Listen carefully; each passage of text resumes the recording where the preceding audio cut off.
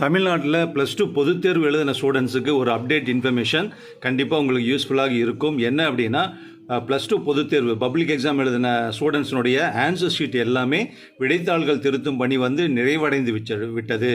அதாவது paper திருத்துற work முடிஞ்சிருச்சுங்கிற மாதிரி ஒரு தகவல் வந்திருக்கு.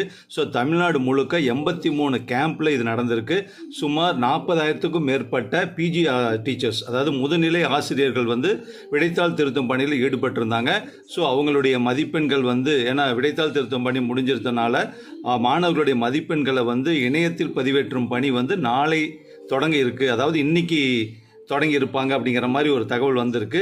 ஸோ அதனால் பேப்பர்லாம் திருத்திட்டாங்க. ஒன்றும் டென்ஷன் இல்லாமல் இருங்க. ஸோ திட்டமிட்டபடி கவர்மெண்ட் என்ன அனௌன்ஸ் பண்ணியிருந்தாங்களோ அதன்படி மே 6ஆம் தேதி கண்டிப்பாக +2 ரிசல்ட் வந்துருங்கிற மாதிரி ஒரு தகவல் வந்திருக்கு. ஸோ அந்த ரிசல்ட்டுக்காக நம்ம எதிர்பார்த்துட்டு இருக்கலாம். ஸோ அட்வான்ஸ் வாழ்த்துக்கள். தேங்க்யூ.